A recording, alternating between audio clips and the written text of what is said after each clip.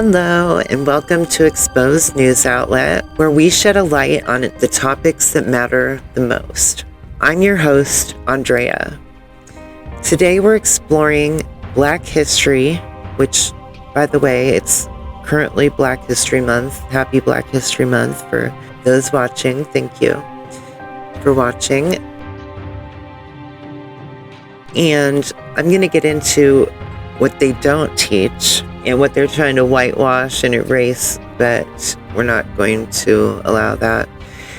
As we navigate the complexities of our world, it's essential to stay informed and engaged. By subscribing to our channel, enabling notifications, and sharing our content, you're supporting our mission to provide thought-provoking insights and inspire positive change. Thank you for being a part of our community. Here's a comprehensive account of Black history in America, highlighting the injustices, the resilience of the African American community, and the devastating impact of policies like Project 2025. The early history of Africans in America. Long before the transatlantic slave trade, Africans had established themselves in what is now Georgia, Florida.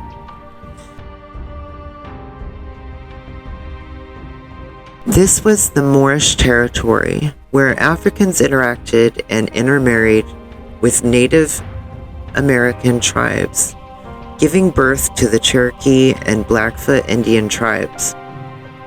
The Moorish territories in America have a rich and complex history that spans thousands of years, pre-Columbian era. Historical records suggest that Africans, specifically the Moors, had established themselves in the Americas, particularly in what is now modern Georgia and Florida. Long before Christopher Columbus's arrival in 1492, these early inhabitants were described by European explorers as dark-skinned, curly-haired people, similar to the modern-day African American.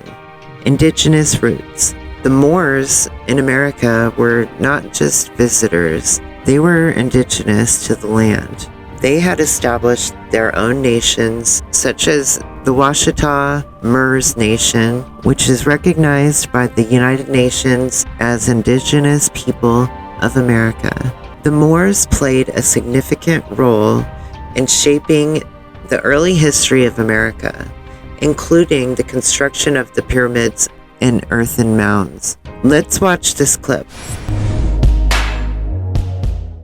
Black people, wake up. You've been robbed. Your sister has been stolen from you.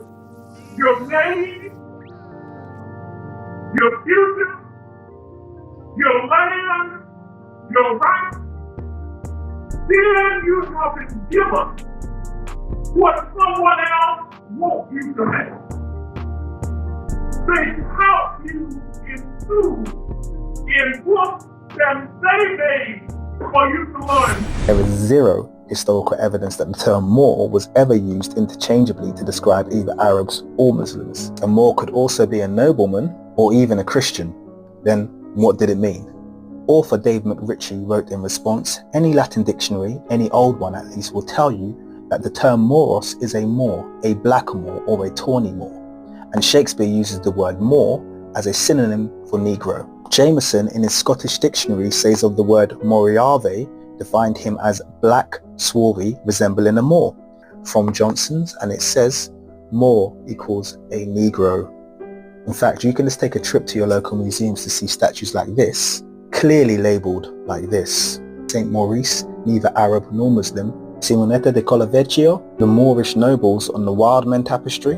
The half-Moor Alessandro de Medici, and even the Moors on the flag of Corsica and Sardinia. You will note that these are all black people who are not necessarily Muslim, Arab. What if I told you? What if I told you? What if I told you? That there are a group of black Indians that created the largest haven in the U.S. for escaped slaves. in the 1700s? What if I told you? What if I told you that there was a group of black Indians that led the largest slave revolt in U.S. history? What if I told you that there were a group of blacks in the United States That forced their own emancipation? before the Civil War? What if I told you What if I told you that there were a group of black Indians that led a mass exodus along the Trail of Tears and then right out of the United States? What if I told you? What if I told you What if I told you that this is the true story of the Black Seminoles, and you've likely never heard it before? I never learned about them and they were never in my history books? This is a story about betrayal, distrust, backstabbing, and about a people that have been, for some reason, lost to history. This is about the Black Seminoles, the Black Indians, And their long, remarkable journey to freedom. Can't do this no more, Abigail. I won't. What do you mean, Abraham? You're scaring me. We've been slaves long enough now. I won't spend another day under the whip of these crackers. Escape? Where can we go? You know they'll kill us. They'll kill us Florida. dead. Florida. I heard them say it's free there. It's a chance, Abigail. Florida? It's so far, Abraham, and it's dangerous. I'll kill anybody that gets in our way. Staying here is death. We deserve better. You deserve better. We deserve a life free of these crackers. Live free or die trying. Live free, die trying.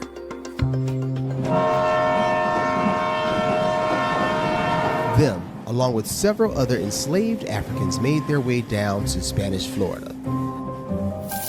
They fought slavers, bounty hunters, and many were recaptured and lost their lives along the way. But finally, several made it to freedom, at least for a while, in the swamplands of Spanish Florida. During the same time period, there were several civilized indigenous populations scattered across these lands. The term civilized tribes was applied to the major Native American tribes that took the bad medicine of the white man. They were classified as civilized because they had adopted the attributes of European culture, becoming Christians, sending their children off to re-education institutions, market participation, intermarriage with white Americans, and Wait for it. chattel slavery practices, including the purchase of enslaved Africans. Little did they know that the cotton reservations that they had would become cotton plantations after they were stolen and seized by the same white people they were emulating. Hey guys, sorry for the shaky video in advance, but we are on our way to a town called Mosquis, and this is another town here in Mexico. But this town is the closest town we could get to Nacimientos, which is the town that a tribe, actually, the Seminoles from the USA, kind of came over here to seek refuge during times of slavery. They are warrior people. They are a fierce people. There are some survivors, and it's not a whole lot of them there. So we're hoping that we're able to make some contact. We've been exploring stories of how Africans made it here, and it's a variety of ways, but this community that we're going to is a completely different story and history of how they made it here. So we're just praying for some favor as we go so we can show you guys, and so we can learn about the real deal here in Mexico and black people and their migration here. So see y'all there. Yes, my name is Wendy Goodlow. I am a Black Seminole, and more specifically, I'm a descendant of the Seminole Negro Indian Scouts, which were the group of men that joined the military and fought for the military in the U.S. from 1870 to 1914. So I grew up in Brackettville around that history. We had not found out about the Black Underground Railroad that led into Mexico. We had never heard about that before. Yeah, not many people have. But whoa, what you know about this Underground Railroad? What's going on? Black indigenous people moving to Mexico. What is this? I know, it's a lot. That's what I always tell you. It's a lot of story. The way that our elders began the story was that in the late 1600s, around 1680s into the early 1690s, there were what would become known as the Gullahs, but they were enslaved Africans living in the Low Country who took it upon themselves to seek their own freedom. So instead of going north, they went south into Florida because Florida at that time was a Spanish territory, so it was not part of the formation of the U.S. at that point. It was owned by the Spanish. In 1687, 8 men, 2 women, and a nursing child escaped from Carolina to Spanish St. Augustine and requested baptism into the true faith. Florida's governor sheltered the runaways out of Christian obligation and refused to return them when an agent from Carolina came to reclaim them. The Slaves' Telegraph quickly reported this outcome, and soon other runaways began arriving in St. Augustine. Have you heard? Florida officials repeatedly solicited Spain for guidance, and finally, on November 7th, 1693, Charles II issued a royal proclamation giving liberty to all, the men as well as the women, so that by their example and by my liberty, others will do the same. Fort Jose was established freedom seekers who were making their way down from the Carolinas, escaping slavery. If they made it down to Spanish Florida, they could live free. And once they got there, they found that there were already people there who were living free. There were formerly enslaved Africans, there were free blacks who were living on the land. At Nero's town on the Swanee River. Here on the Apalachicola River, even before the one here at Prospect Bluff, you had a settlement near Ocheesee Bluff. They established a separate one where there were several hundred Maroon fighters. You had many settlements of free blacks all through Florida, particularly, late 1700s, early 1800s. There were also Native Americans. At the same time that was happening, there was the group of Creeks who lived just north of Florida. And because of moral differences, they splintered into the Upper Creeks and Lower Creeks. And the Upper Creeks decided that they wanted to break away and go down into Florida to get away from the Lower Creeks, who were taking on more European ways of life. And one of those was to begin chattel slavery. That's where the idea of the word Seminole comes from, is that some linguists believe that it is a Creek word or Muskogee word, and it's pronounced Shiminole or Seminole. They believe it means runaway because these Creeks believed that part of their group was running away. And so it's also interesting that it fits for what would become the Black Seminoles because they were essentially running away as well. They formed their own villages but were interacting with the Seminoles, so they would become known as the Black Seminoles. The African and indigenous people lived and worked closely together. And in time, they came to view themselves as a part of the same loosely organized tribe, cultivating a mutual respect of each other's cultures. The Africans adopted a lot of the Indian garb, and the Indians adopted African agriculture, music, and folklore. And they lived this way for over 100 years, raising generations of children in freedom. As Florida continued to be a haven for Black freedom, this didn't set too well with antebellum Georgia. They shared a border, and contentions were high. At this point, there was a lot of retaliation going on. The U.S. military launched raids, tried to steal slaves, steal cattle, and encroach on this Spanish land. The United States felt that the existence of this community served as something of a beacon of freedom for slaves from Georgia and the Carolinas, or even the Creek Nation, to slip away from bondage and come down here seeking freedom in Florida. In the spring of 1818, the U.S. government launched their attack. As soon as the U.S. military was dispatched at the orders of Andrew $20 Jackson, this marked the beginning of the First Seminole War. The 1818 battle at Swanee is again recorded by the U.S. military. The people referred to as Black warriors held off the U.S. troops. The Seminoles, known as the Red Sticks in that area, and the Black Seminoles held their ground and held up their contract with the Spanish to defend the border. They ultimately fell back, and the village was destroyed. Fell back to was the Manatee River, Tampa Bay, Angola. At the conclusion of the First Seminole War, the Spanish sold Florida to the Americans for $5 million. This drove the Seminoles and the Black Seminoles deeper into Central Florida deeper into the Everglades.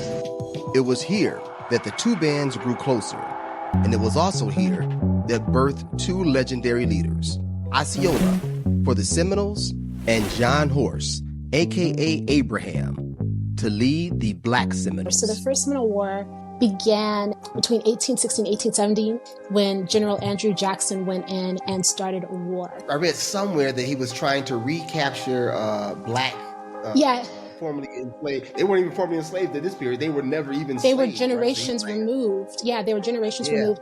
And Andrew Jackson, he was the only president who ever ran on the idea of committing genocide. So he promised that he would wipe out, all Native Americans and return formerly enslaved Africans to their owners. Andrew $20 Jackson was POTUS number 7.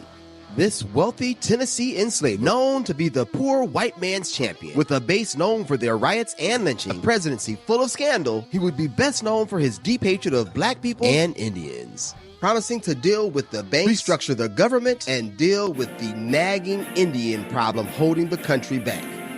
The Indian problem. This was the name given to indigenous Americans just living their life on their land, but land that the colonial settlers wanted.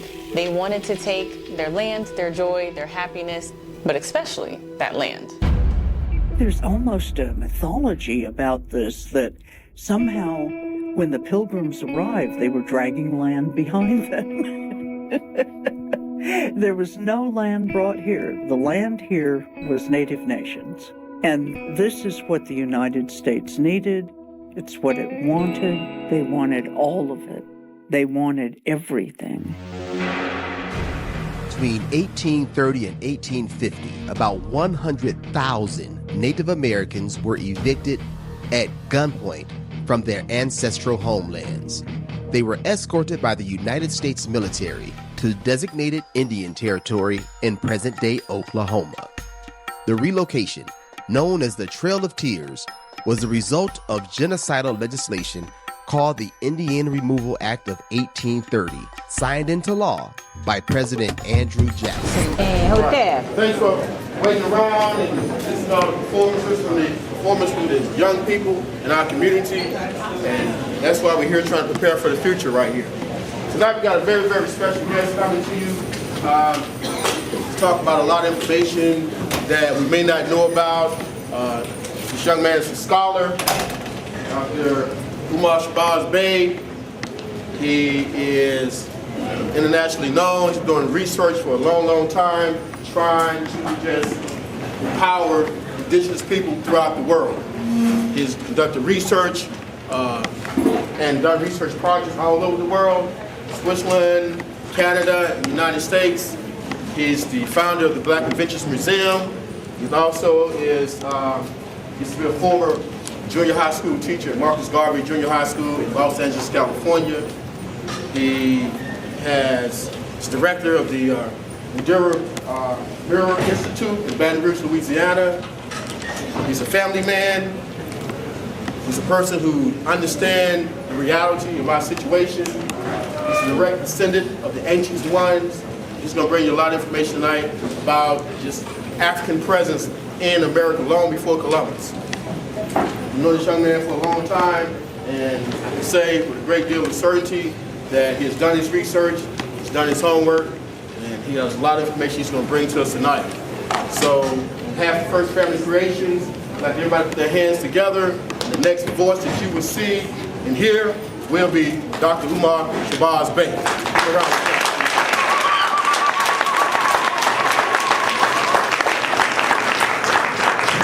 Thank you, everyone. Thank you for coming. How was the performance? The great.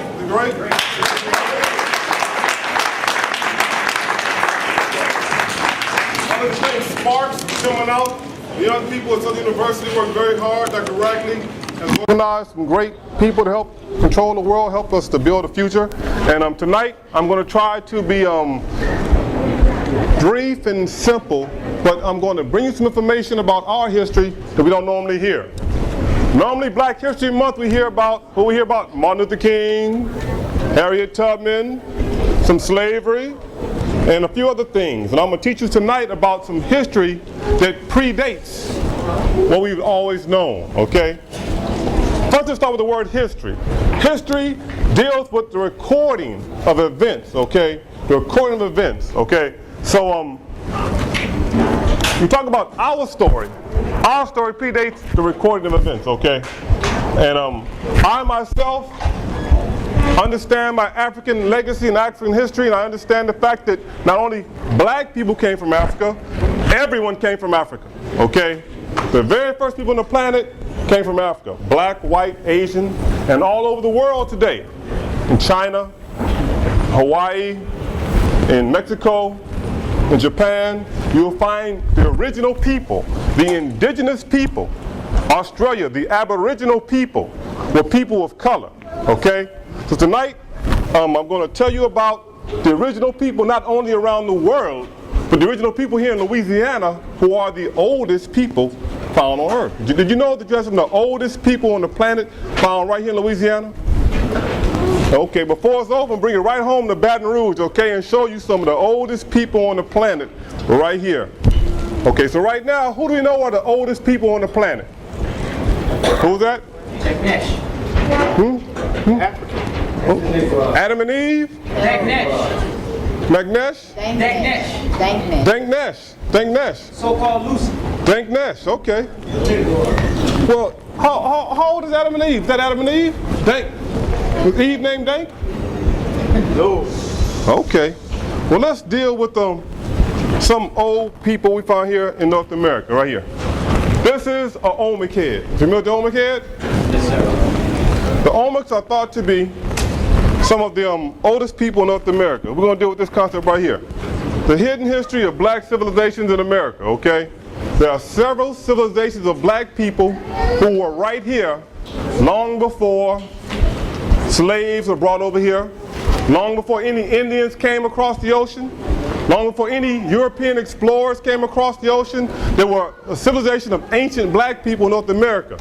History records the Olmecs as being the oldest civilization here.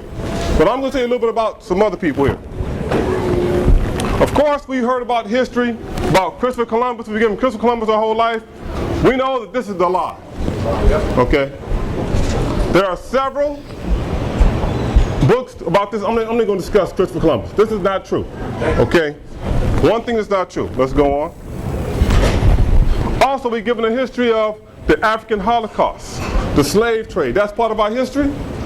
The slave trade is not our history. We did not do the slave trade. We were victims of the slave trade. The slave trade is the history of Europeans, people from up here, exploiting people down here, okay? These people up here came out of the Ice Age and began to colonize these people and take all of our resources, okay?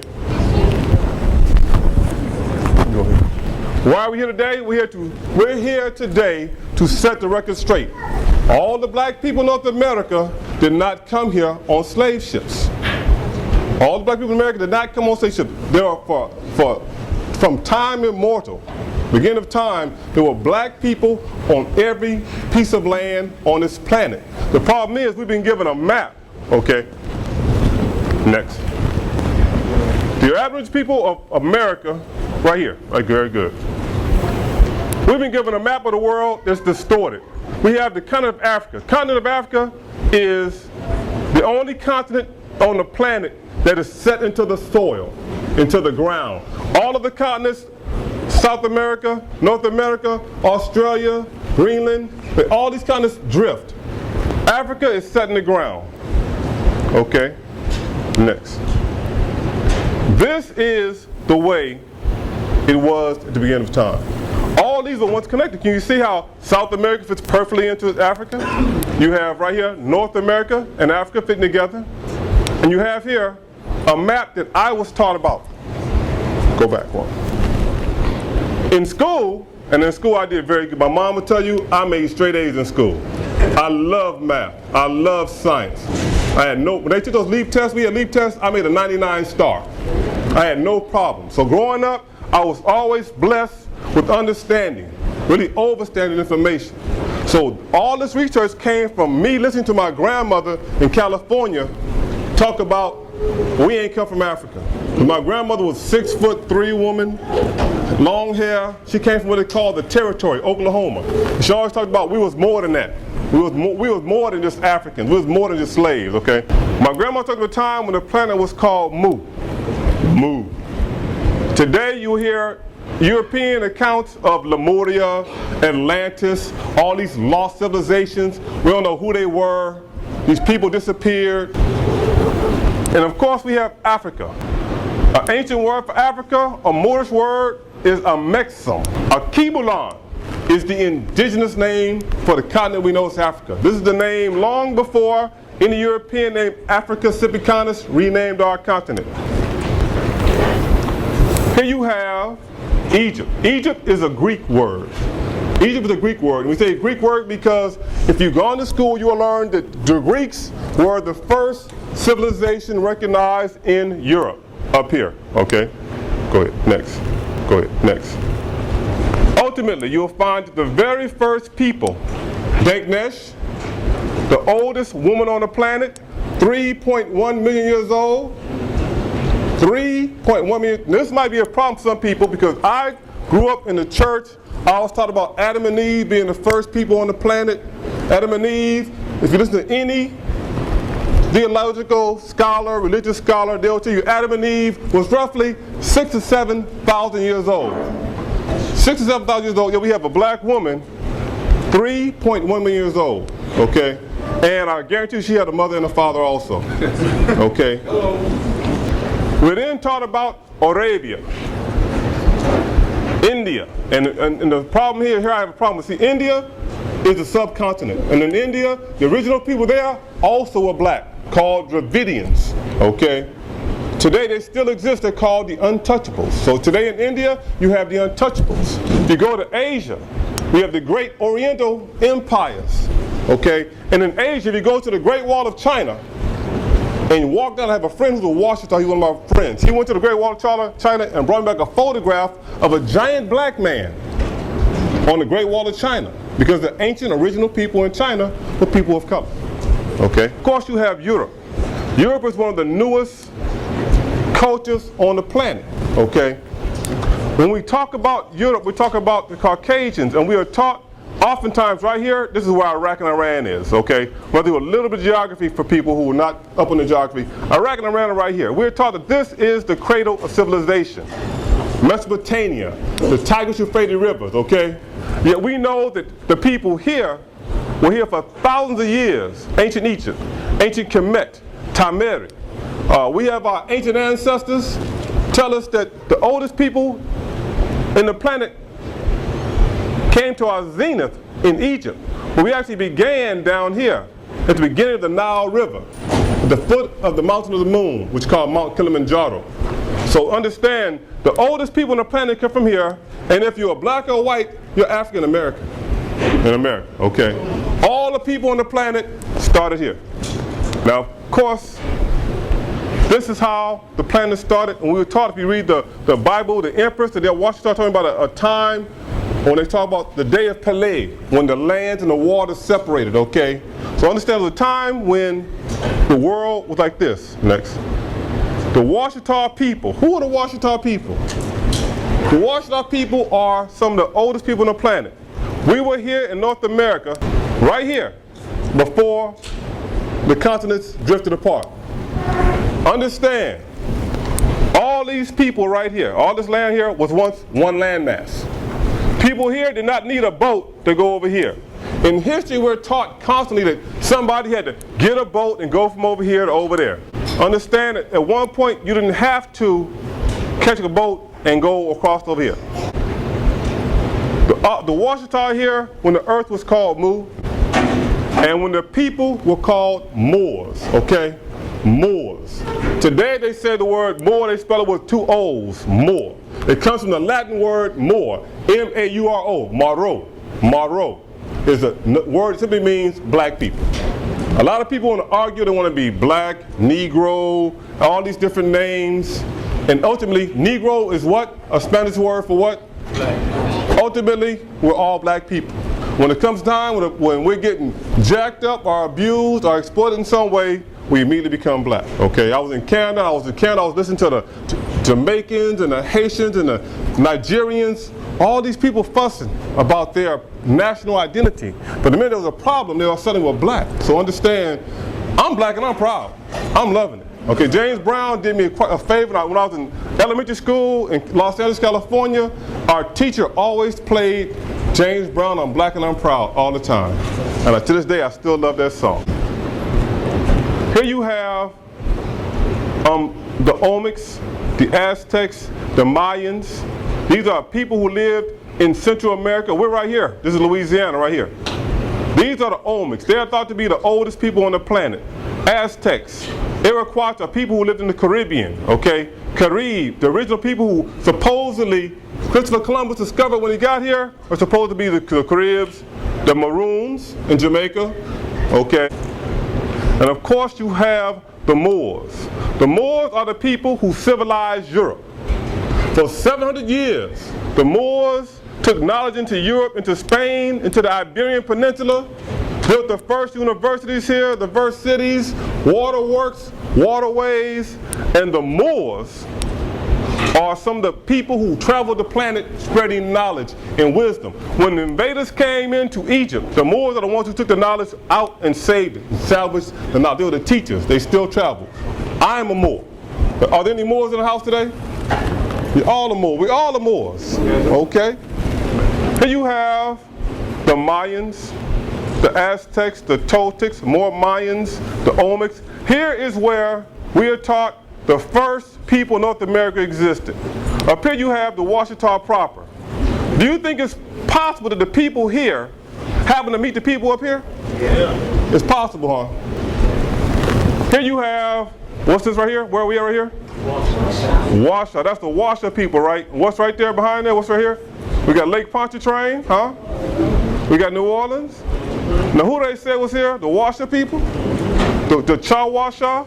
You got the Wichita up here, okay? You got it's not, see this Kushata? That is called Kushita. The Kushita people, okay? Tunica, Natchez, Biloxi, all these are indigenous people, indigenous black people. All this land here is Washita. If you ever got a map of the United States, you have the Washita River flowing here, up through the Washita Forest, over to the Washita Mountains. You also have the Washita River, the Red River, which runs this way, and ends up the Washita River right here, okay? The Washita River. When they had the Great Trail of Tears, and the military came in and made all of the Indians get off their land over in Alabama, Mississippi, Arkansas. They took them all into Oklahoma, into the Washita. This is a map I got. It says Louisiana and West Florida, okay? It came when the British armies were attacking New Orleans after the War of 1812, the War of 1812. Here you have Lake Pontchartrain, correct? We'll try to get a little closer. Here you have Lake Pontchartrain. You have the city of New Orleans right here, okay? Here's Gentilly. Here's Metairie. And here's the Lake of the Washas, okay? Here's the Washoe River. If you go look at the map today, these names have been changed in the race. The Wash is not there. This is called Lake Chenier, I think. Chenier. So here you have an ancient map. It's not that old, about the time of the War of 1812, showing Lake Washoe. And here you have spelled the French way, Washoe. Aha. Now, you say you never heard of this kind of stuff. The Washita people are the original people who built pyramids in North America. You do know we have pyramids in North America. We have pyramids over in Egypt. We also have pyramids here in North America, okay? Here you have an article I got from the Atlanta Journal-Constitution. This article came out in December 1995, December 23rd, 2 days before Christmas. So you can't say the information is not made available. It's just not propagated and given to us. But I am a researcher. I love to read. And tonight I'm going to share with you a few facts I found in my research. All I can do tonight is give you a small table of content, point you along the way, and show you a few things that we have not been told. Okay? Atlanta Journal-Constitution, December 23rd, 1995. It says, Southeastern mounds, pyramids, older than the pyramids. It's in the paper now. See, Atlanta Journal-Constitution. Southeastern mounds, older than the pyramids. Okay. What are they talking about? Huh? Here you have the bottom of that article, a chronology of civilization. They start off here with 1400, about the time of Christopher Columbus. They go over here to agriculture, the first agriculture ever in America, where they start digging and planting. Here you have Rome, 753 BC. Here you have the pyramid, the work start on the Great Pyramid in Giza. That's 2575 BC. In the very end, you have evidence of permanent mound building civilizations in Louisiana, 3800 BC. Okay? We didn't say they found some arrowheads and a few bones and sticks. They found evidence of a permanent civilization in Louisiana. Okay? Not savages. At the heart of it is a place that the ancient people call the Great Bird Mound. Louisiana calls this Poverty Point. They call it Poverty Point because when they got there, they weren't able to grow anything at all. The people, the Europeans who came to this area here, they were starved, they got famine, all kind of things happened. But here, the Great Bird Mound you will find in history was a high place of culture and esteem. This is the place where the ancient civilizations of North America came. This is where we had our pilgrimage. You will find here at Poverty Point in the research artifacts. They can find copper from Michigan. They can find shells from North Carolina. They find minerals from Colorado. They find stuff from Minnesota. All up and down the Mississippi River. And the indigenous name for Mississippi River is the Mississippi River, which stands for the father of all rivers. All along the Mississippi River, you will find people who came down here. And the significant thing about Poverty Point is that Poverty Point existed before agriculture existed. You have a city here. Look at that, city right there. This is the same way the United States Congress set up, correct? Yeah. Same way the Roman Senate is set up, correct? This is where we started democracy. We started government, civilization in North America. Here's something they said, let me break down the article for you right here. New evidence of ancient mound cultures in Southeast dating to a time when the region was supposedly populated by simple nomadic hunters is spurring a radical revision of traditional theories. Okay? A radical revision of traditional theories, okay? About people who inhabited North America 6,000 years ago. There were permanent settlements in the Southeast United States before pyramids were built in Egypt. Okay, right here it says, an accumulation of carefully dated soil samples and long neglected artifacts from man-made mounds in Louisiana, Mississippi, and Florida show that there were permanent settlements in the Southeast before pyramids were built in Egypt, thousands of years earlier than archaeologists once thought possible. Okay, they didn't think it was possible for there to be people here. The Washita Moors predate the Olmecs, the Incas, the Aztecs, Toltecs, Mayan civilization in America, but we're all related. It's all the same people. Here you have, he's saying, let me get to where it says Poverty Point. Rousseau says some researchers hesitate to publish data suggesting the mounds they studied were older than agriculture. Faced with solid evidence that one mound complex of Poverty Point, Louisiana, complete with a 70-foot high bird-shaped mound and elaborate rows of concentric ridges dated to 1700 BC. That's about 3,000 years ago. Okay? It goes on to talk about carbon dating, and it talks about the existence of people clearly capable of building, oh, here he is. Now the firm radiocarbon dates from a dozen ancient mound sites in 3 states. Archaeologists say the Poverty Point complex, rather than being an anomaly, actually represents the climax of 2,000 year spat of mound building, and that predates the Mayan civilization in Central America. So now you have people in Louisiana 2,000 years older than the oldest people recorded in time. Okay. And here at the end he says, you can't find something unless you look for it, and until the last few years, we didn't know what to look for. He says some of these sites have been destroyed by developers over the years because no one recognized them for what they really were. And what were they? They were, archaeologists began to recognize the mounds for what they really are, the outline of the first permanent communities in North America. Okay? Now I'm just a researcher. I'm just looking for articles. I'm nobody special. Here you have the Olmecs, okay? Believed to be the oldest people in America's Mesoamerican pyramid builders. So the Olmecs down in the Yucatan Peninsula. This is in the Gulf of Mexico, right across from New Orleans. If you get in the boat in New Orleans, you go straight down, you're going to end up right here, okay? And here you have Veracruz, La Venta. Here at La Venta, you have a complex dissimilar to the complex in Louisiana at Poverty Point. Exact same layout. Concentric rings, mounds. Here they have stone mounds. The mounds in the United States, North America, were earthen mounds. Earthen mounds. The first Olmec heads were reportedly discovered in 1858.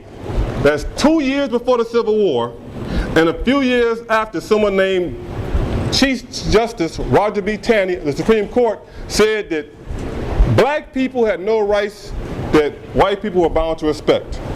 Yet we have found here in Mexico evidence of ancient black civilizations, okay?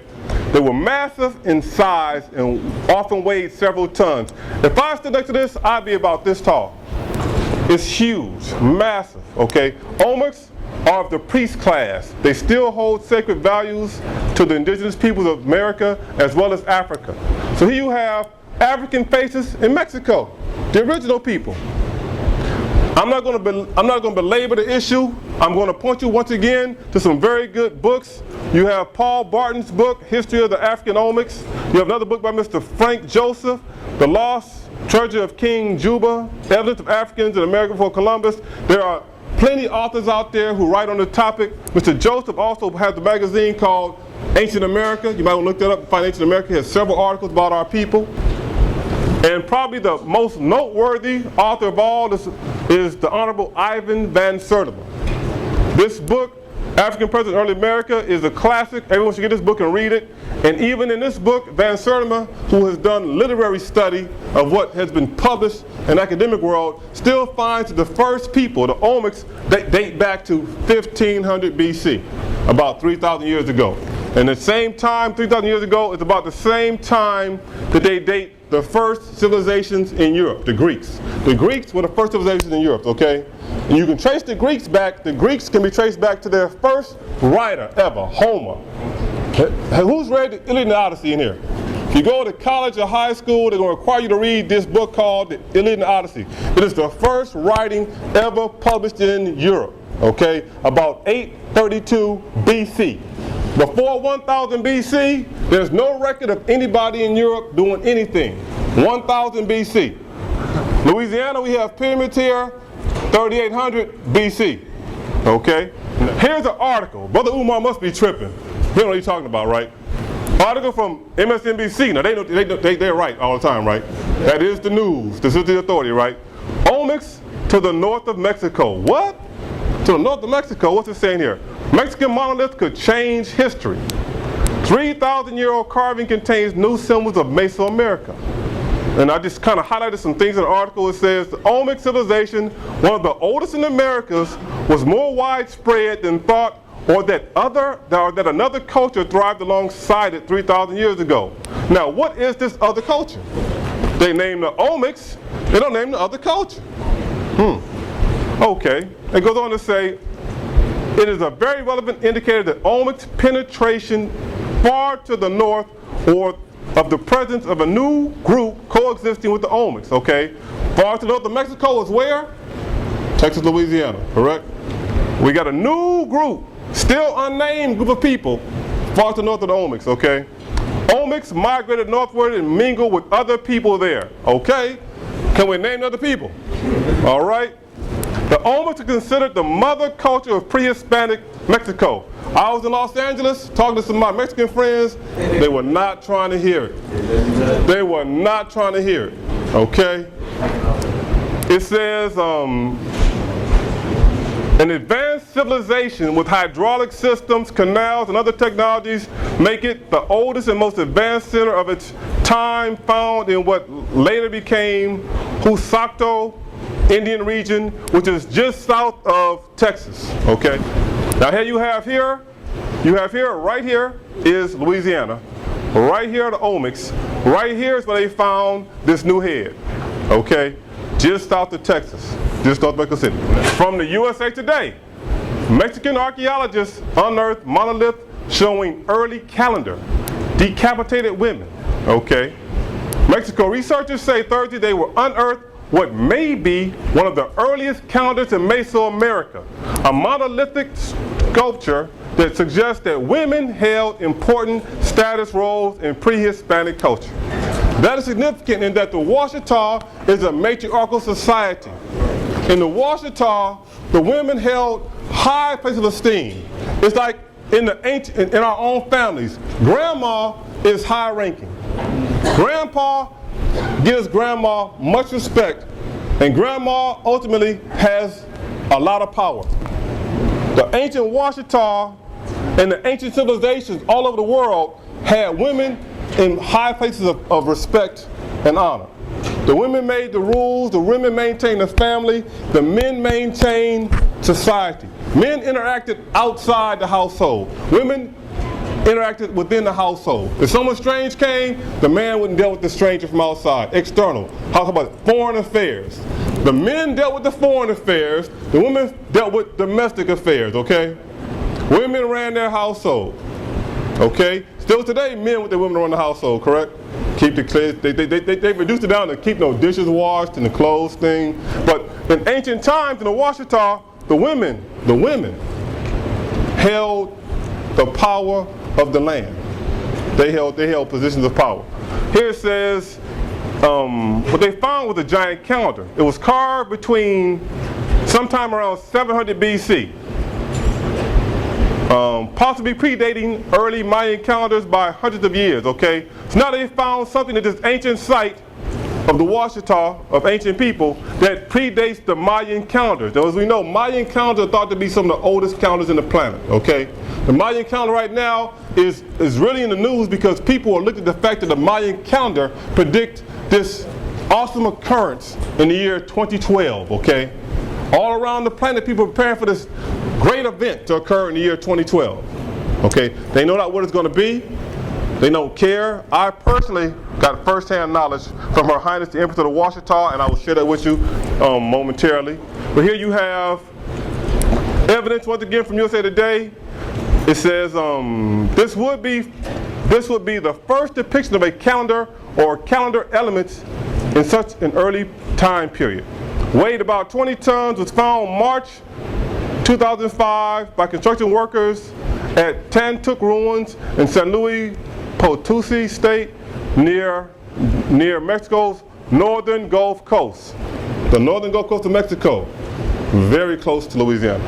It says, the theory has not yet been proven or published in scientific journals, though Mayan calendar calculations reach far back in time. The physical calendars themselves are not nearly as old. This is significant. It's saying that the calculations of the calendars are older than the physical calendars themselves. We know that amongst our people in Africa, the oldest calendars in the world is the stellar calendar. We today use the Gregorian calendar. What that is, that's 12 months, some 30 days, and Black History Month is what? 28 days, okay? Some months are 30 days, some years it changes. That calendar came about from the Romans. Caesar went in, and Julius Caesar took a month, called it July, and messed all the numbers up, huh? Augustus came behind him, took a month, messed all the numbers up. So now you go through the calendar, you look at October. We know Octo means 8, but that's the 10th month, huh? Because 2 Caesars added their own months in there. November, that's 9. December, that's 10. Okay? So our calendar we're using today is whack, okay? It's whack, but it's okay. Understand the oldest calendar in the world, one of the first calendars we used was called the solar calendar. Egyptian calendar dating back almost 4,000 years old, okay? The solar calendar was a calendar that had 365 days and a quarter days, 365 and a quarter days, just like our calendar does today, but it only had 13 months in it. It had 12 months of 30 days and 1 month of 5 days. That 5 days has been kind of mimicked today in the United States by African American people by celebrating Kwanzaa. The last week of the year, We celebrate Kwanzaa, celebrate our family values and principles, okay? So you have a calendar here. It says the lunar calendar has frequently been associated with female figures. Once again, highlighting the fact that in the ancient civilizations, it was a matriarchal society where women held high positions and high places, okay?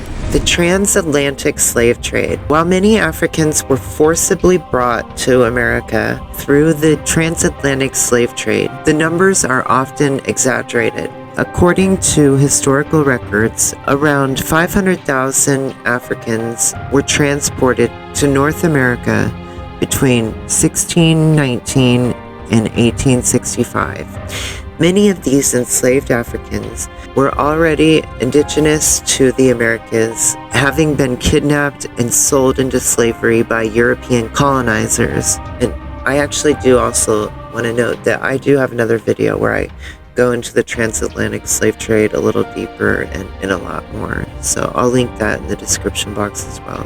Native American connections. There is evidence that many African Americans have Native American ancestry, with some estimates suggesting that over 83% of African Americans have Native American DNA.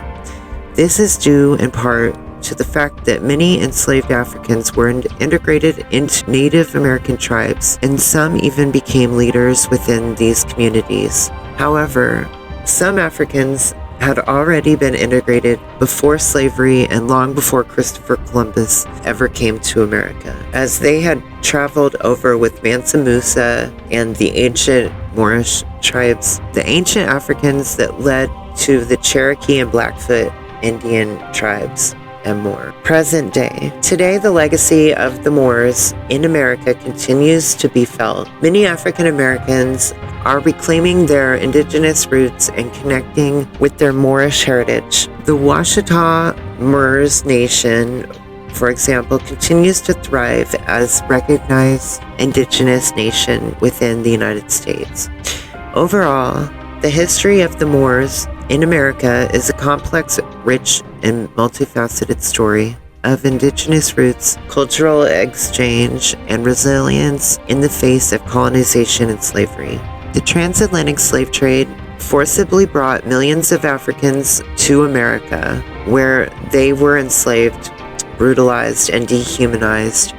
These enslaved Africans built the early America, constructing iconic landmarks, working on plantations, and contributing to the country's economic growth. The struggle for freedom and equality. For the abolitionist movement to the civil rights movement, African Americans have fought tirelessly for freedom, equality, and justice. They face lynching, segregation, voter suppression, and systemic racism, but continued to resist and demand their rights. Even to this day, still facing many of these same issues.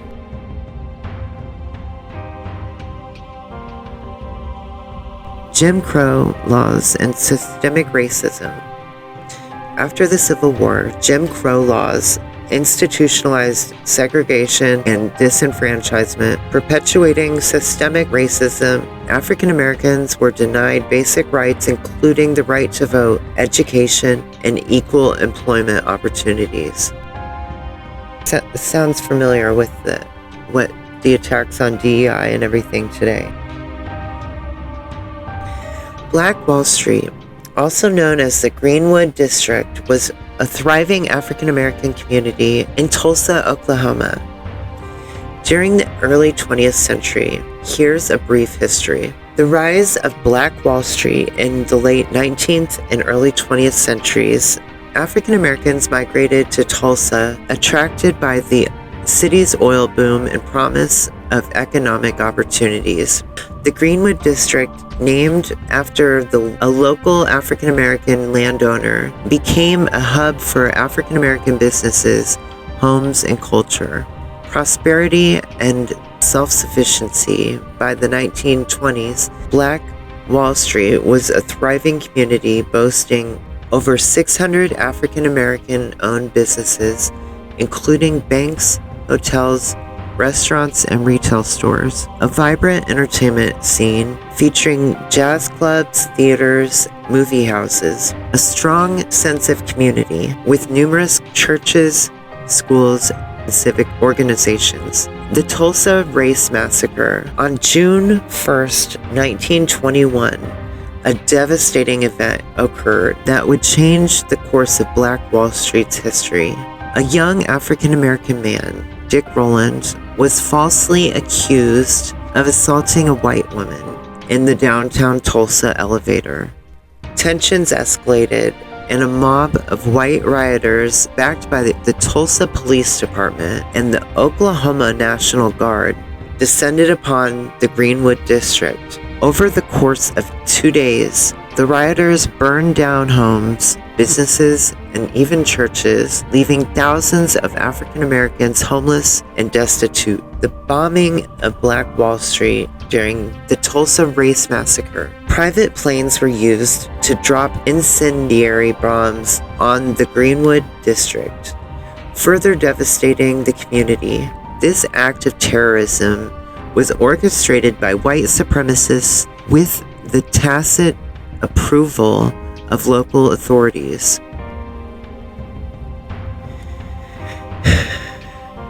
Aftermath and legacy.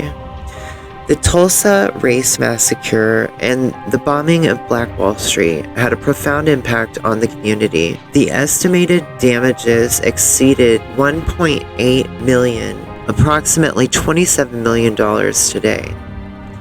Over 1,200 homes and businesses were destroyed. Thousands of African Americans were forced to flee Tulsa, many never returning.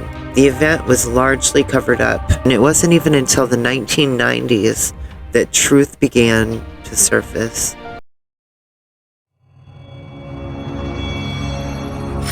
They was given notice out on the street, leave town, leave town. They're killing all of the black people. An entire community was destroyed. Their wealth was taken from them. It looked as if it was Hiroshima. Atomic bomb had gone off. What few trees were left had no leaves. They were just charred. And then the story was suppressed until almost now. The Greenwood District, or what it becomes known as Black Wall Street. These are people who own their own homes. They had their own businesses. It was a vibrant community. What happened in 1921 on May 31st through June the 1st was 18 hours of sheer terror. I never want to see anything like that again. Never. We don't know who fires the first shot, but that begins a bloodbath. African Americans are attacked in their homes. They are machine gunned down in the streets. They woke up to the sound of bullets hitting their homes. Smoke and flames are everywhere. They set fire to the curtains so the houses will burn. Airplanes, the morning of June 1st, flying over the city and dropping turpentine bombs. You are seeing them get away with murder. Murder. It wasn't the only event that took place during a period known as the Red Summer of 1919. Ultimately, it was all covered up. There are generations of folks who grew up in Tulsa who never heard about this. There's the immediate aftermath of the race massacre, and there is rebuilding in that period of time. The same will, ingenuity, and determination of black people to make a way out of nowhere. The charred remains of their hopes, the embers of their dreams, and yet from that wreckage, they rebuilt. And we believe very strongly that black Tulsans deserve truth, reparations, and repair.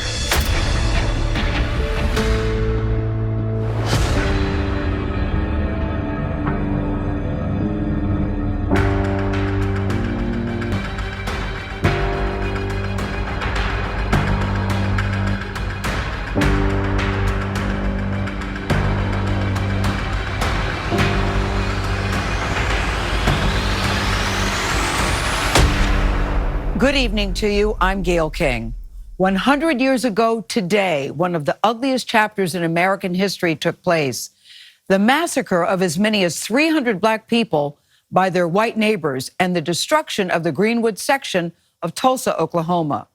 Greenwood was a source of pride for Blacks back in 1921. Famed educator Booker T. Washington coined the business district the Negro Wall Street because it was so prosperous and rich with many Black-owned businesses. Tonight, we will explore what happened that day. What was behind the single worst incident of racial violence in American history?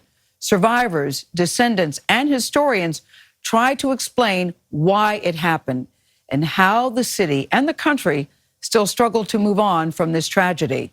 So here's a question. What did happen on May 31st, 1921?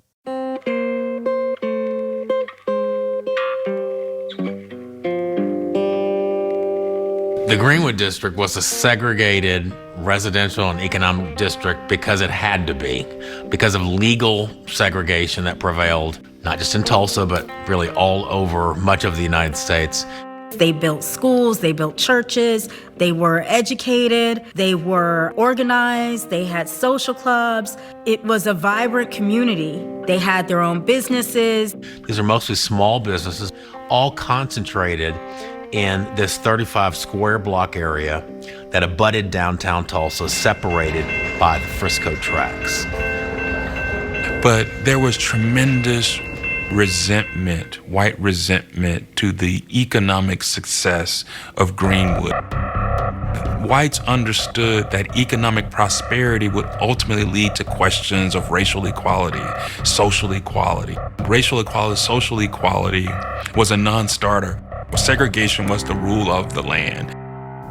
What was life like in Greenwood then? I asked two survivors of the 1921 massacre. Viola Fletcher is 107. Well, we had friends and played outside and visited with neighbors and was happy there with our parents. We just loved being there. And 106-year-old Leslie Benningfield Randall.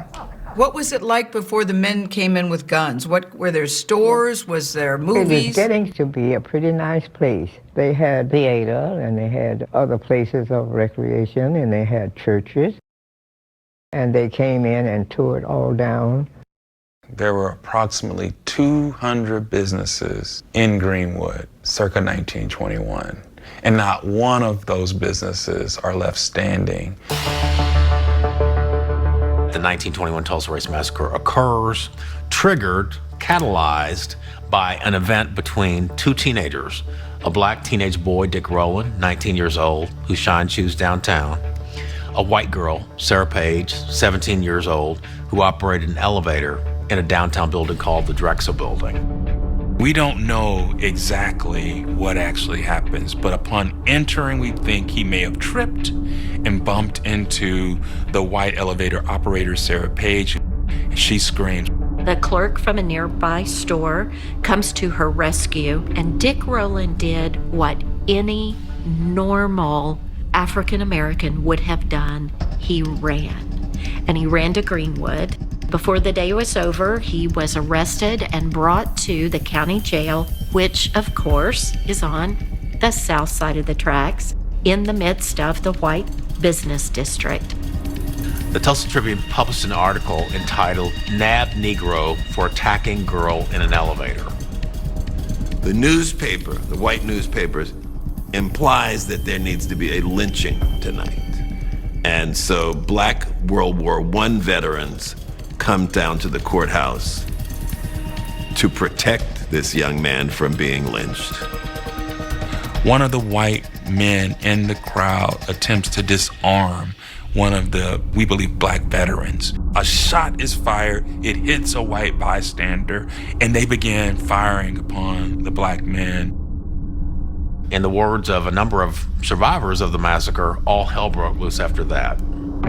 The violence lasted roughly 16 hours. Black men in the Greenwood community put up a vigorous, albeit short-lived, defense. They were outnumbered, outgunned. The sheriff has deputized a number of white citizens who have no training in law enforcement, mob control. They have now been given legal permission to participate in mayhem, looting and murdering. Some of the people in the Greenwood community had fine things like pianos and china and so forth. I saw them break in people's houses and just destructive. That's all I saw, just destruction. And it was given notice out on the street, leave town, they're killing all of the black people. My mother looked out the front door and she saw 4 men with torches walking from the street sidewalk to our house. And all of a sudden she says, all of you get up under the bed, quick, quick. And all of us scrambled. They came in and set fire to the curtains. And one stepped on my fingers, and my sister put her hand over my mouth to be sure to stop me, because she could tell I was fixing to holler because it hurt. People are shooting guns and killing people and all. If we don't leave, they'll do us that way. Many eyewitnesses report that planes dropped bombs that caused the flames to spread more rapidly and burn more brilliantly. So this had a devastating impact on the community. Men came in and started shooting in. I do remember a lot of people being murdered.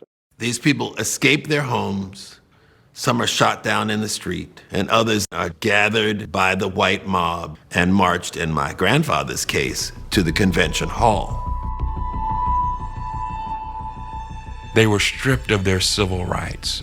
Black men, women, and children were forced to leave their homes, and they are forced, with their hands raised, to walk, to be paraded through the streets.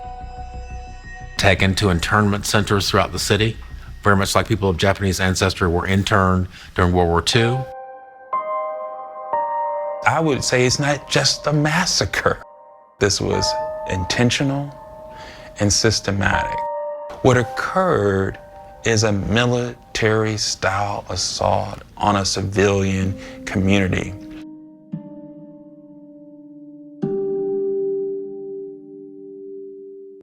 Do you think about that day a lot, or do you try never to think about it?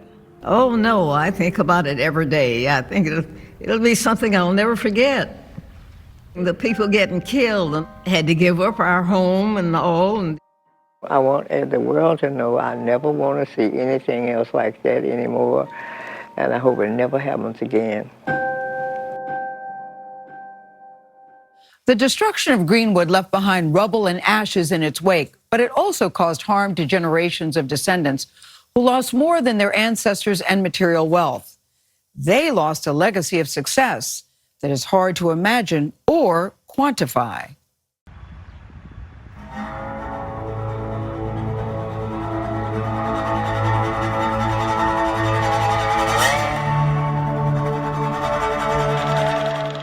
My earliest memory of hearing about the Dreamland Theater was in high school when my mother mentioned it to me. And it wasn't like she talked in depth about what happened. It was our family owned the Dreamland Theater. They were the first Black Tulsans to have a car, but how they lost everything was never really discussed. I'm Danya Backus, the CBS News correspondent and descendant of Black Wall Street. My great-great-grandparents, John and Lula Williams, owned the Dreamland Theater, the Williams Confectionery, and an auto garage. John and Lula Williams were the picture of the American dream. The Dreamland Theater was a 750-seat theater, and it did not just show silent movies, but apparently it had acts, they had boxing matches. My great-great-grandmother Lula actually had 2 other locations. So the Dreamland Theater was this entertainment hub for Tulsa, but it also was, I think, the beginning of an empire. My name is John Rogers Jr. I'm the co-CEO of Ariel Investments. My ties to Tulsa start with the fact that my great-grandfather, J.B. Stratford, owned the Stratford Hotel that was burned down during the famous Tulsa Race Massacre 100 years ago. J.B. Stratford was an extraordinary entrepreneur, someone who had this knack of building businesses and creating enormous wealth. The Stratford Hotel at its peak was the largest African-American owned hotel in the United States. Not only did it have this 54-room hotel that was very large for its time, but it had a pool hall, it had a cabaret, it had restaurants. I'm Danya Backus in Tulsa, Oklahoma, uncovering the history of Black Wall Street.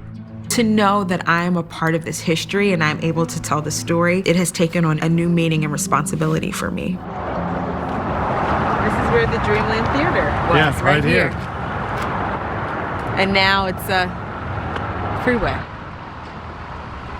Even now, as I talk to elders of the family about what happened, even cousins who grew up in Tulsa, many of them are now just starting to put together all of the pieces. This is the pillar that pays homage to our family, the W.D. Williams. And when you ask, why wasn't it talked about? Many of them don't know. There's David Williams here. The assumption is that it was just too painful to relive those memories.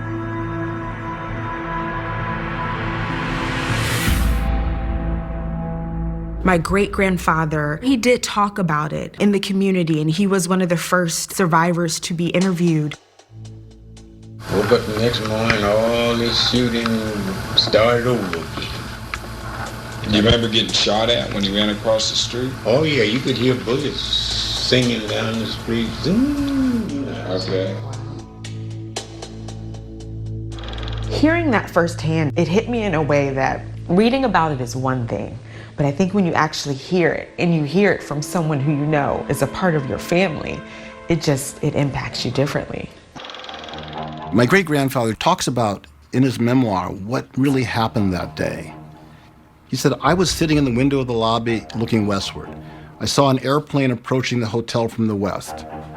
It came sailing like a huge bird in the direction of the hotel about 200 feet above the ground. And just before it reached the hotel, it swerved a little and fired through the transoms and plate windows. J.B. Stratford not only lost all of the property that he owned and the Stratford Hotel, but I think most importantly, psychologically, and I understand this as an entrepreneur, he'd put his heart and soul into that hotel. And to see it destroyed overnight was just gut-wrenching. And when he came to Chicago afterwards, he had these dreams of trying to recreate his success that he'd had in Tulsa. And to be able to build a new hotel and build new pool halls and have things that were successful. And he never was able to remotely achieve the success that he had in Tulsa. W.D. Williams, my great-grandfather, talks about sleeping in a tent for about 6 months until they actually started rebuilding. The Dreamland Theater was rebuilt. The Williams building where the confectionery and where they lived, that was rebuilt. In order for them to be able to rebuild the Dreamland Theater on Black Wall Street, they had to basically sell the other 2 theaters. So they were able to rebuild, but it was never what it was pre the massacre. Hatred and jealousy wiped away our family's chance of generational wealth. I could have been an heir to an empire, and that was all wiped away. I'm in the investment business and understand the magic of compound interest. That $125,000 hotel and the property that J.B. Stratford had in 1921, 100 years later, it would be worth well over $100 million. Broadly speaking, it would have been transformative for opportunities in our family. There's very little multi-generational wealth in the African American community. We haven't had that chance to be able to leave inheritances and have family members living off of the dividends of the work that their ancestors accomplished. It makes me angry to know that so many people went out of their way to make sure that this history was not learned about. It makes me angry to know that my ancestors had to hold on to that trauma for so long as well. I do think we need to be talking about it more. I also do think that it's really scary to know and to feel like There are still some fears that I know they experienced that I still experience today. To know that that hatred and jealousy still lives in some people. This idea that you could have this extraordinary success story where African Americans were fully participating in our capitalist democracy. No one at the time dreamed it could just all go away overnight, that it could be firebombed and destroyed. There's so many challenges that continue to face our community. We have to remember this history and inspire all of us to fight even harder for economic and social justice.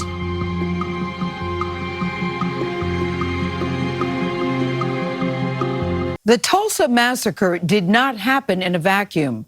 Between 1917 and 1923, thousands of Black people were killed, their homes and businesses destroyed, and as many as 26 race massacres across the country. In 1919, civil rights activist and writer James Weldon Johnson called it the Red Summer. That term came to represent an era of violence and bloodshed. The Red Summer of 1919 was coined that because of the lynchings, because of the deaths of so many Black people.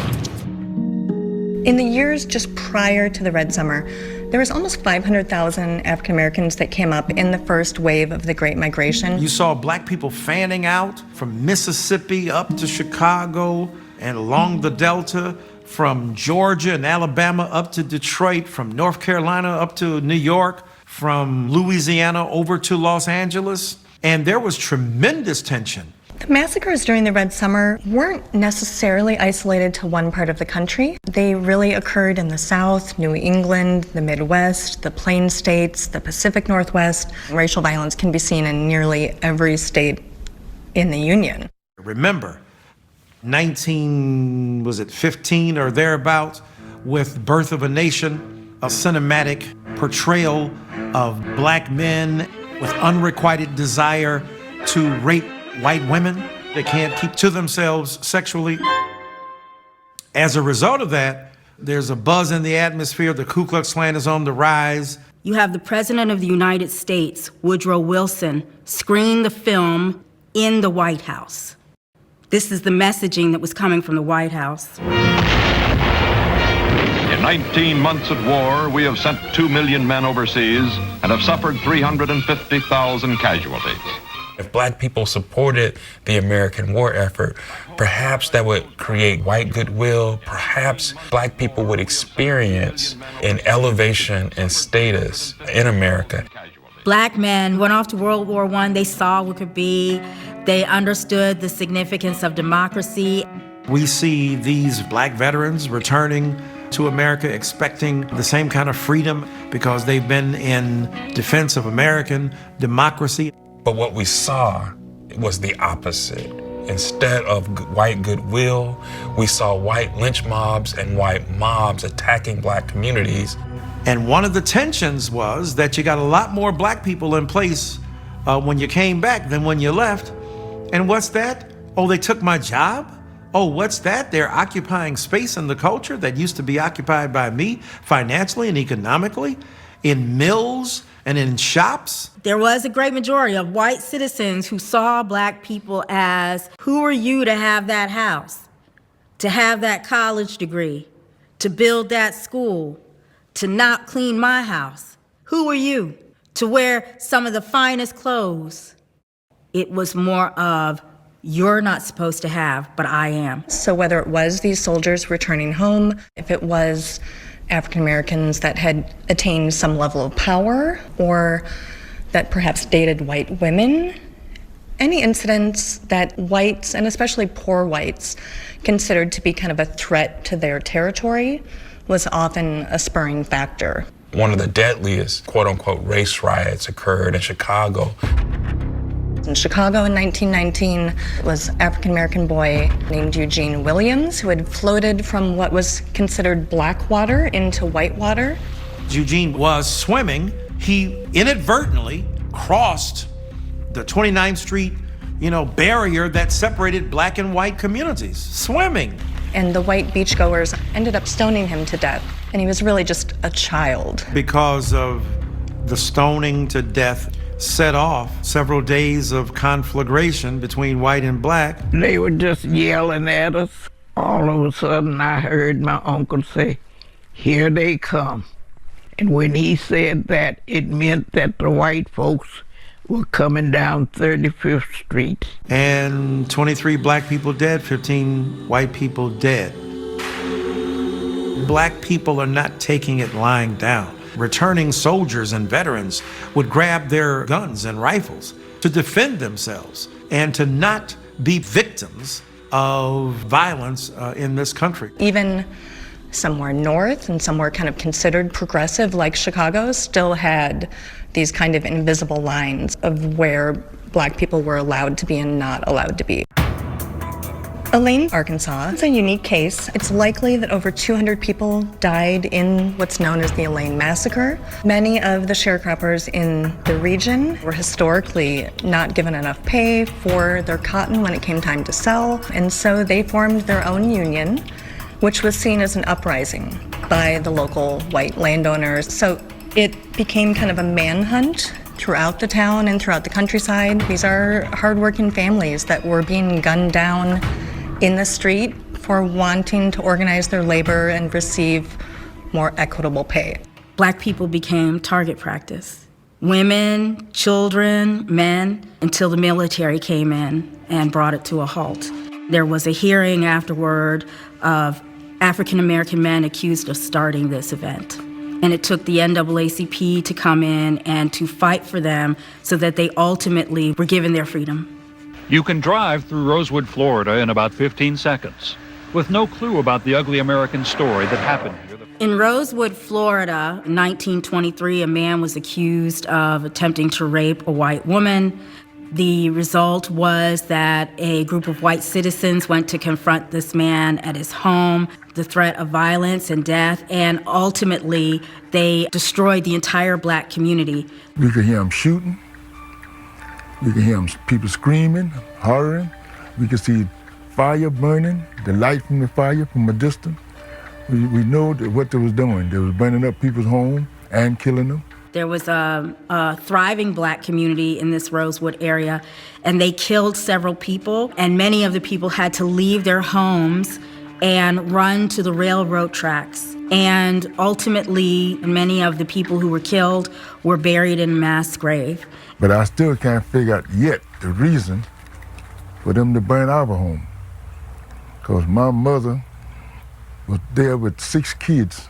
A lot of the information that we're learning about these incidents are from oral histories of people that were there. We thought there was maybe 24 events during the Red Summer. We now know of almost 40. What happens during Red Summer of 1919, none of that should be a surprise, and even where we are today, because the issue of race is still a lingering issue in this nation. White folks are not even thinking about black people. Do you know who white folks are thinking about? They're thinking about white folks. They're thinking about their children, their wives, their husbands, their communities, their businesses, their educational system. They're not thinking about you. I had a good white friend who said to me not long ago, he said, George, I know the problem with black people. I said, oh, really? Really, Bob? What might that be?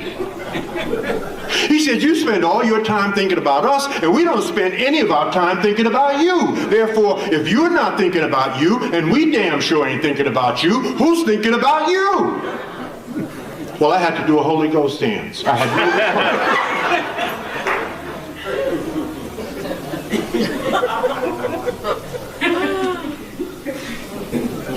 Sometimes I feel that we are searching for a key to an unlocked door. Dr. George Fraser, a visionary, a connector, and a leader.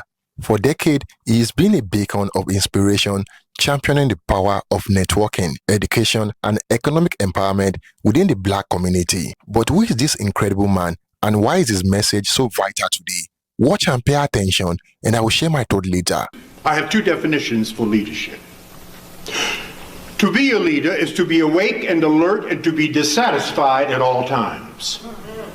Oh yes, we have come a long way, but we have much further to go. Therefore, brothers and sisters, I am not happy.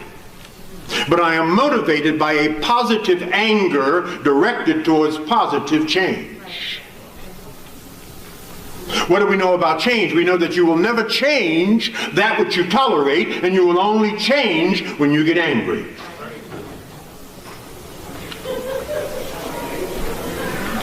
Obviously, black people are not quite angry enough. So we will continue to experience pain, death, and social injustice until we stop it, until we act, until we get angry. My second definition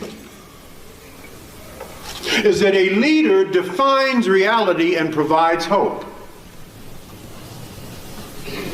A leader defines reality and provides hope. So I'm going to define reality as I see it, as a race man, as a black man that has served our community for 40 years, that has crisscrossed the world, has been every place that black people have been dispersed. South Africa, Central Africa, East Africa, West Africa, all over North Africa, all over South America, and all over the Caribbean. I'm going to define that reality for you. I believe that African Americans are at a pivotal point in history. The world is not waiting for us to wake up to our power. It is time for African Americans to take a seat at the table, not only in America, but also in the global economy. Unfortunately, we continue to place our power in the hands of those who have historically oppressed us, and even worse, we continue to oppress each other. This is the meaning of internalized oppression. To continue to fall into the cultural hypnosis of thinking that white America controls our lives is a true abdication of our personal power, and the reality is that each and every day is an opportunity for us to create a new and powerful story in our culture, and unless we find a way to write this new story and to claim our power, there will be devastating implications for our community and for the world. In other words, brothers and sisters, there is no one to save us but us. In case no one told you this, I'm telling you this. They told me. They thought I was white. So, you know, Dr. Fraser, I was at an all-white event. I'm sort of like, maybe God put me here as a spy, a double agent. We will not be saving black people. No. In fact, white folks are not even thinking about black people. Do you know who white folks are thinking about? They're thinking about white folks. They're thinking about their children, their wives, their husbands, their communities, their businesses, their educational system. They're not thinking about you. I had a good white friend who said to me not long ago, he said, George, I know the problem with black people. I said, oh, really? Really, Bob? What might that be? He said, you spend all your time thinking about us, and we don't spend any of our time thinking about you. Therefore, if you're not thinking about you, and we damn sure ain't thinking about you, who's thinking about you? Well, I had to do a Holy Ghost dance. I had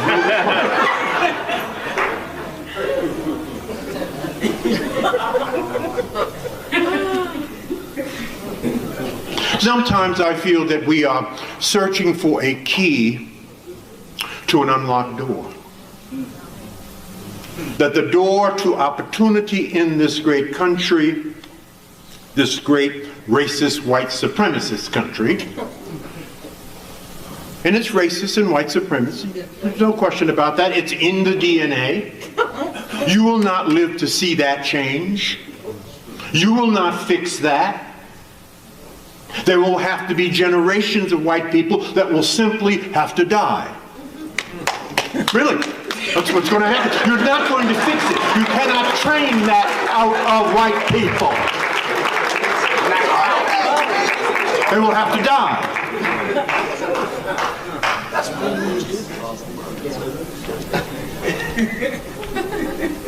So we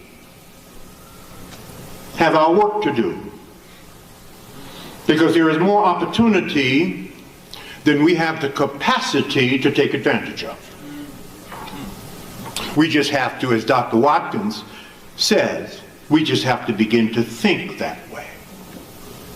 The great Dr. Francis Cress Welsing left us with this, and I quote, "We wonder why we cannot, and we wonder why we're not making progress. We wonder why we're not making progress." This is Dr. Francis Cress Welsing. And then she went on to say, "I can't call myself a bitch, a hoe, a nigger, a gangster, and a thug every day and then get up and do something constructive. That's impossible." Right. The great rapper Kendrick Lamar said it a little bit differently. And I quote, "How can you fight for love on behalf of your people when you can barely find a reason to love yourself?" Kendrick Lamar.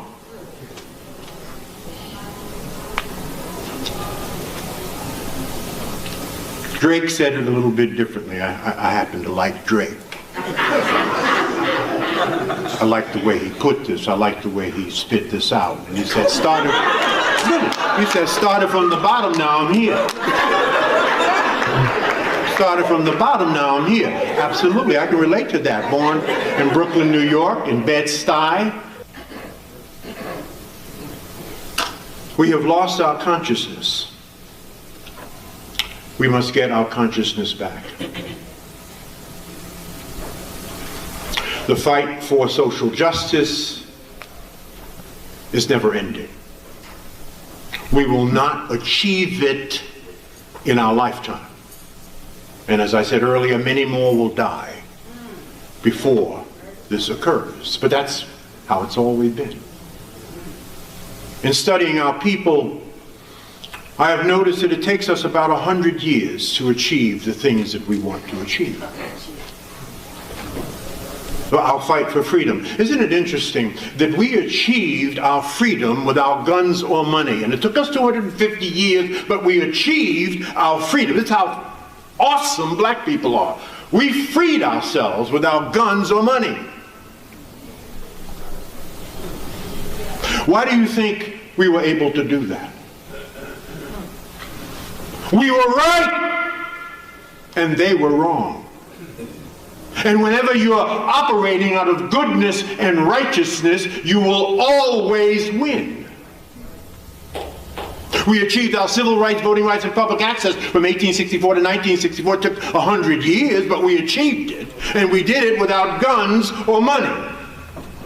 Why were we able to do that? Because we were right.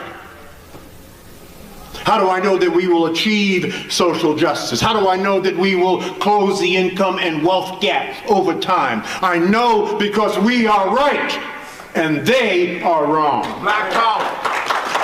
That's how I know. But we must chart a good and righteous course, and we must stay that course. And we must now understand that we must focus on wealth. We must focus on economic development and wealth creation. There are many ways to get there. We must answer the question that so many of us ask each and every day, but we don't have an answer. Why is wealth important? Not so that we buy more stuff. We don't need any more stuff. That's our problem. We have too much stuff. We are a consumption class of people. Jews are a merchant class. So we must shift our thinking from consumption class, because that's all we do, to a merchant class. We'll put a pin in that. I'll pick up on that in a moment. Why is wealth important? We are the only culture in the history of humankind that put political empowerment before economic empowerment. Last year we elected over 9,000 black public officials, and we're still at the bottom of the educational and economic heap. What does that mean? You cannot do it by politics alone. How dare you put that kind of pressure on our political leadership? But again, we're no fools. We were born at night, but not last night. We didn't come down here with the last drop of rain. We know that we're all impacted by public policy, and yes, we're all impacted by the politics of inclusion. And yes, we must continue to use the power of our vote to empower those who empower us. If they're not empowering us, if we are not a plank on their platform as it relates to economics and the upliftment of our people and communities, then don't vote for them. That's on you. Why is wealth important? Your wealth will determine where you live. Where you live will determine where your children go to school. Where your children go to school will determine the quality of your children's higher education, and the quality of your children's higher education will determine their lifelong earnings. And your children's lifelong earnings will determine where your children live. And where your children live will determine where your grandchildren go to school. And where your grandchildren go to school will determine the quality of your grandchildren's higher education, and that will determine their life. Do you see the cycle of poverty here? Why is wealth important? Dr. Boyce spoke so eloquently, so fabulously, so granularly of this. That in a market-based economy, in a democratic capitalistic society, in case no one has told you, the only color that really matters is green! So until our pile of green is as big and as high and as deep and as wide and as leveraged as any other cultural group's pile of green, we will never be considered an equal at the table of democratic capitalism. Why is wealth important?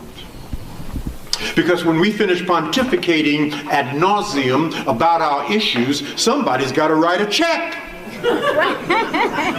Right. Our Jewish brothers and sisters can write a check. Our Asian brothers and sisters can write a check. Our Arab brothers and sisters can write a check. I've been to Dubai lately, and they can write some serious checks. Stupid money. They got stupid money. We can't write a check. Let me say that differently. We cannot even convene our people unless somebody else writes the check. Ask the NAACP. Ask the Congressional Black Caucus, which I've spoken at for 41 years straight. Ask the Urban League. If somebody else wasn't writing the check, we couldn't even meet. We must fix this in the 21st century. So I'm going to tell you a secret that no CPA will tell you. The tax system was set up for the landowner and the business owner.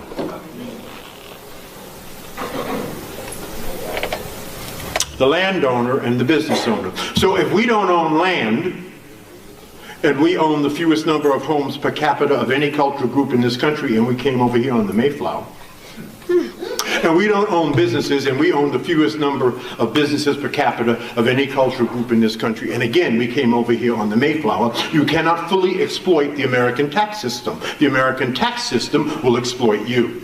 So one of the reasons Mitt Romney back in the day when he was running against Obama did not want you to see his tax returns. Why? Not because he did anything illegal. It's because he's a big-time landowner, big-time business owner, and he used the benefits of that land ownership and business owner to pay a micro percentage of tax, far less tax on a percentage basis than you and I will ever pay.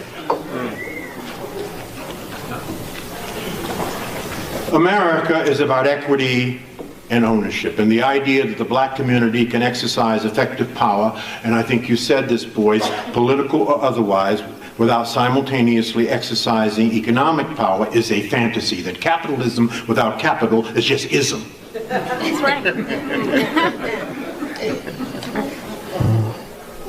So the question becomes for us,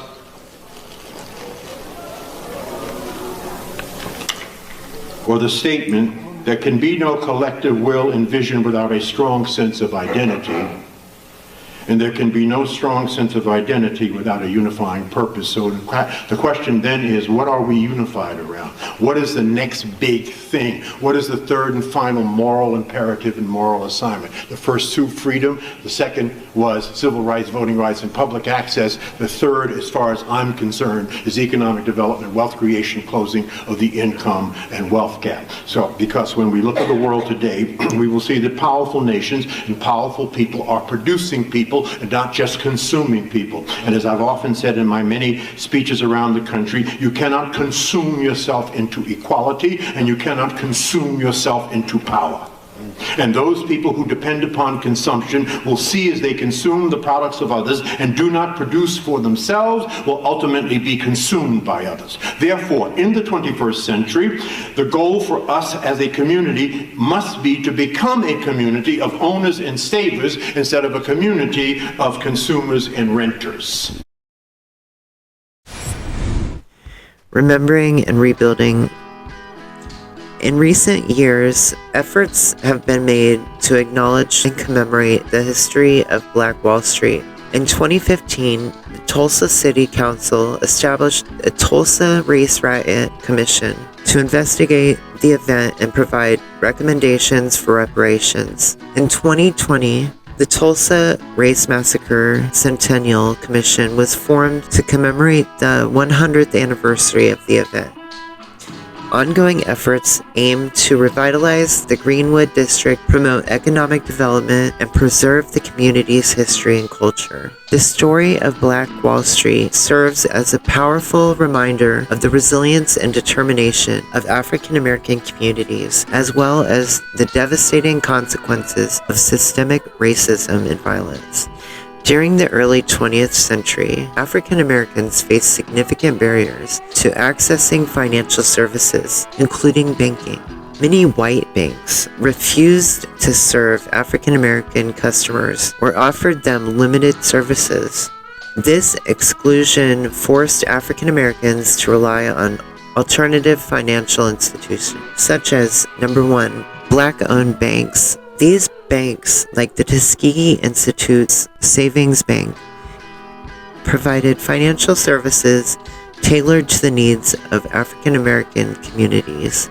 Number two, credit unions. Member-owned cooperatives offered affordable financial services, including loans and savings accounts. Number three, fraternities and mutual aid societies. Organizations like the NAACP, Elks, and Masons provided financial assistance, insurance, and other support to their members. When the Great Depression hit in 1929, these alternative financial institutions proved more resilient than traditional banks. Many African Americans had entrusted their savings to these institutions, which were less exposed to the risky investments that contributed to the banking crisis. As a result, African Americans were less affected by the widespread bank failures that devastated many white communities. In fact, some historians argue that African Americans' exclusion from the mainstream banking actually protected their savings during this period.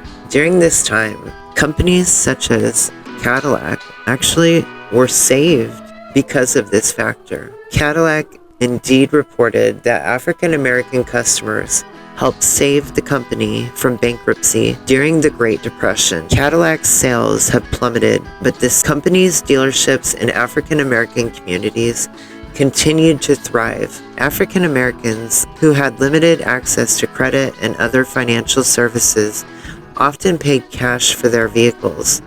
This provided a vital source of revenue for Cadillac, helping the company stay afloat during a tumultuous period. Watch this clip. Did you know that Black America said Cadillac in 1934? Cadillac wouldn't even exist today had it not been for Black America in 1934, and I can tell you exactly how they did it.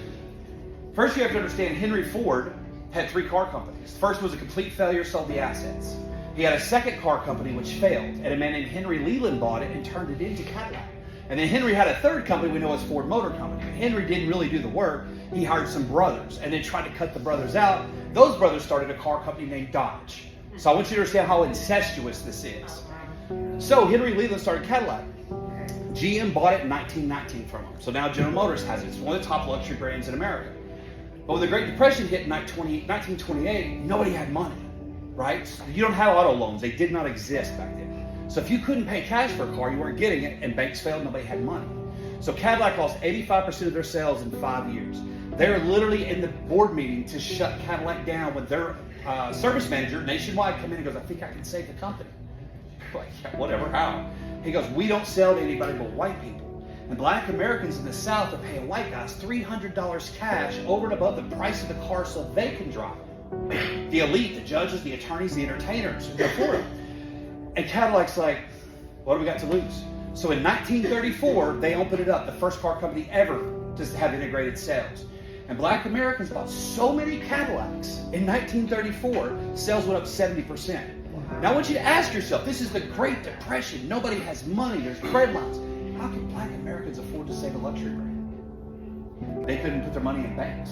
And all the banks failed, all the white people lost their money. The law of unintended consequences kept black America from being harmed by the Great Depression like everybody else, believe it or not.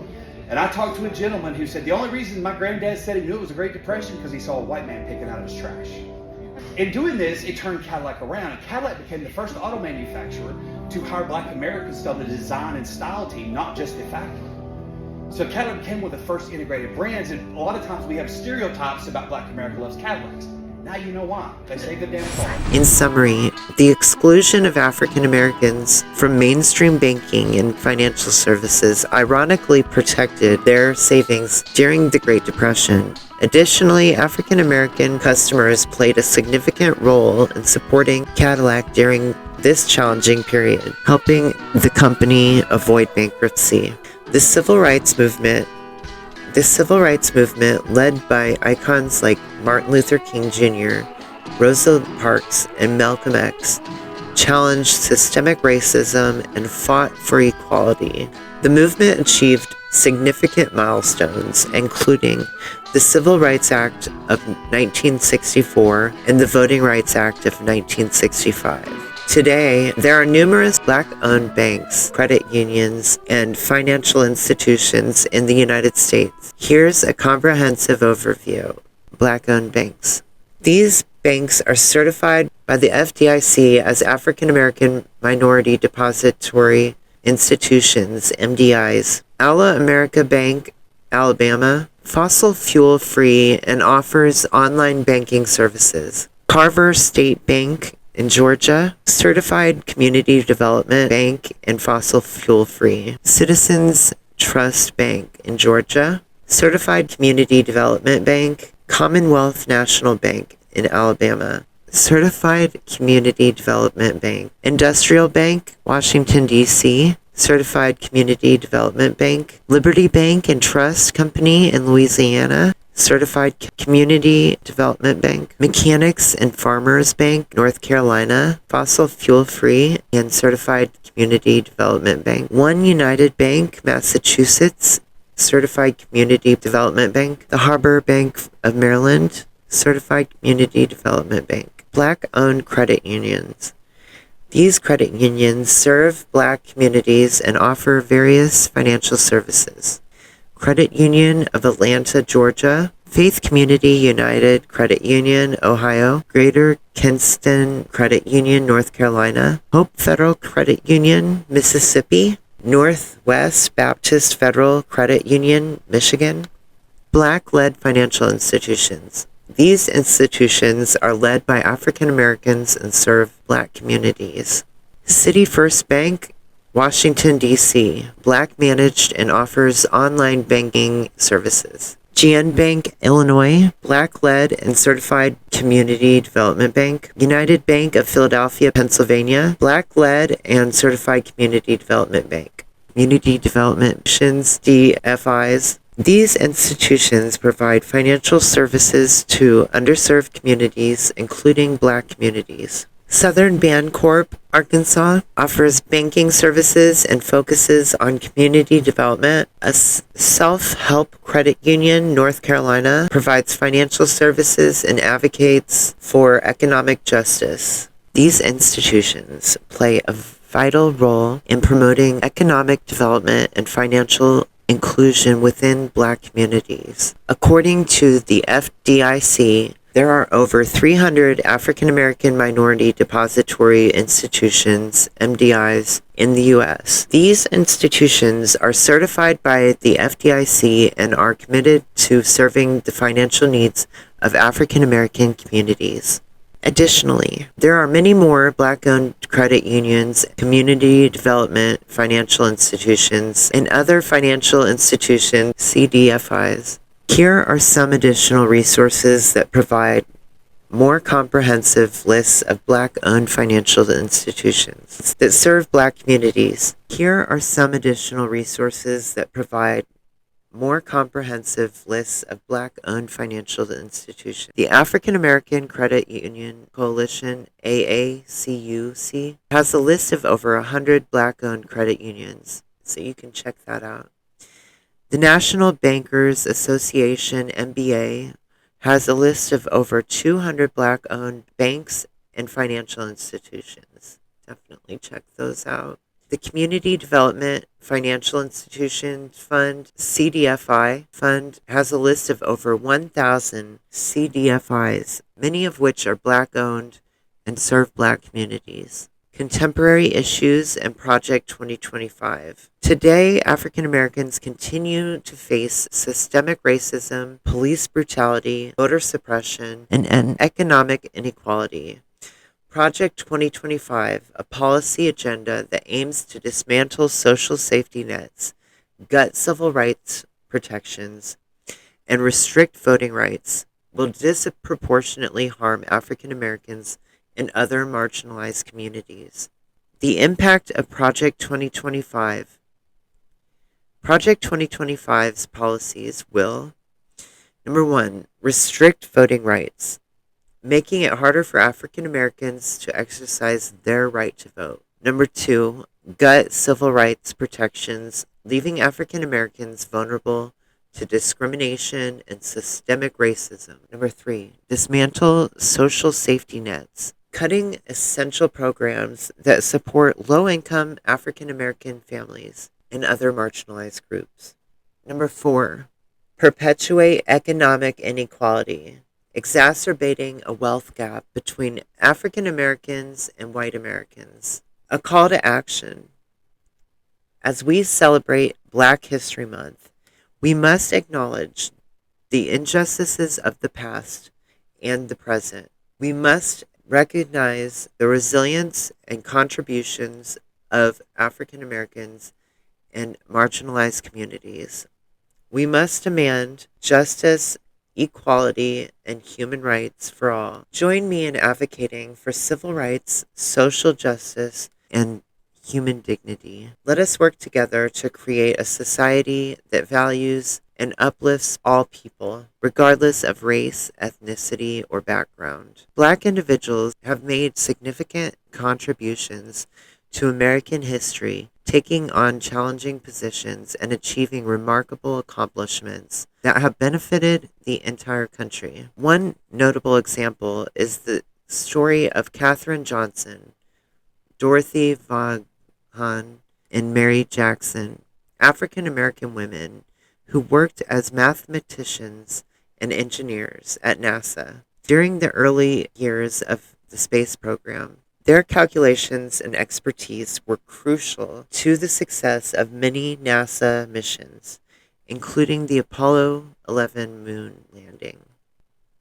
Other notable achievements by Black individuals include Dr. Charles Drew's development of blood banks and plasma transfusions, Madam C.J. Walker's establishment of hair care empire and philanthropic efforts, Granville Wood's invention of the electric trolley system and other innovations, Dr. Mae Jemison's becoming the first African American woman in space. These accomplishments demonstrate the significant impact Black individuals have had on American history and progress. Their contributions have paved the way for future generations and continue to inspire people today. There's been a disturbing disinformation campaign circulating online attempting to rewrite history by portraying Hitler as a protector of black rights and freedoms.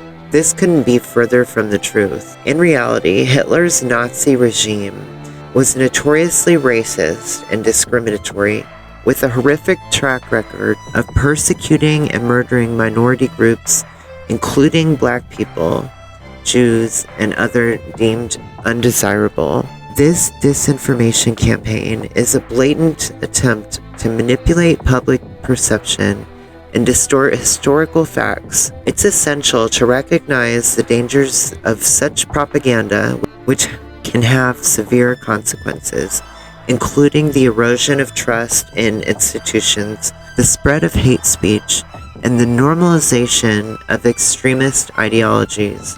The Nazi regime's propaganda machine, led by Joseph Goebbels, was notorious for its ability to spread false information and manipulate public opinion, much like we see the attempts with MAGA today.